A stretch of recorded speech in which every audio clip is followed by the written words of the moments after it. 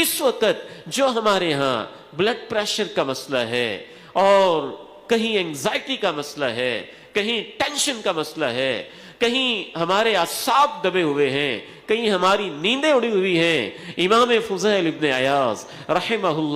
اللہ ان کی قبر پہ کروڑوں رحمتیں فرمایا کرتے تھے،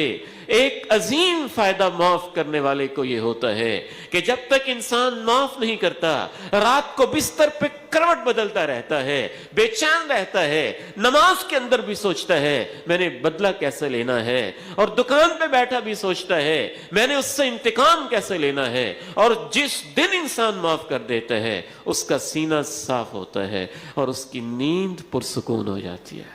سکون ملتا ہے، ایک راحت ملتی ہے، ایک چین ملتا ہے انسان کو، ایک خاص قسم کی خوشی، وہ روحانی خوشی جو عظیم لوگوں کو ملتی ہے، وہ جو معاف کرنے سے ملتی ہے، وہ بدلہ لینے سے نہیں ملتی ہے، لیکن اس کے لیے وہ کردار چاہیے، وہ اخلاق چاہیے، وہ نفسیات چاہیے، وہ سوچ چاہیے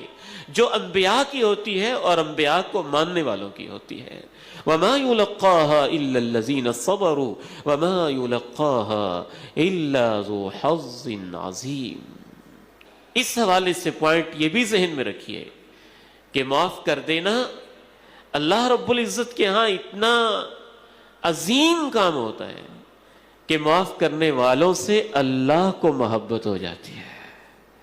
اللہ ان سے پیار کرتا ہے، کیونکہ معاف کرنا اللہ کی صفت ہے اور اللہ کو معاف کرنا پسند بھی ہے۔ تاک رات کے اندر رمضان میں ہم یہی تو دعا کرتے ہیں، اللہم انک عفو تحب العفو فاعف عنا، اے اللہ تو معاف کرنے والا ہے، معاف کرنا تجھے بہت پسند ہے، لہٰذا تو مجھے معاف کر دے۔ ہم تو دن میں ہزاروں گناہ کرتے ہیں، ہمارا کوئی پل ایسا نہیں جس میں ہم نے اس عظیم رب کی جناب میں، اس کے نواہی میں، اوامر میں کوئی کوتاہی نہ کی ہو، کوئی صبح ایسی نہیں، کوئی شام ایسی نہیں، وہ عظیم ہے، ہم گناہوں کے مجسمے ہیں، اور ہم روزانہ گناہ کر کے بھی 70 سال گناہ کر کے بھی پھر بھی اپنے رب سے کہتے ہیں یا اللہ تو معاف کر دے۔ جب ہم یہ کہہ رہے ہوتے ہیں تو اللہ کی طرف سے یہ جواب آ رہا ہوتا ہے میں تجھے معاف تو کر دوں، لیکن شرط یہ ہے کہ تو میرے بندوں کو معاف کر دے۔